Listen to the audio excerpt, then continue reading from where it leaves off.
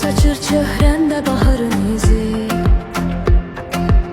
sevince qərq olur şirin dənizim.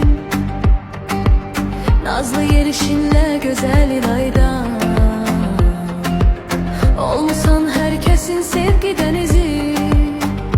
Gəlişin qəlbimə bahar gətirdi, könlümün bağında güllər bitirdi. Şirin təbəssümün, mələk baxışın, səni sevənlər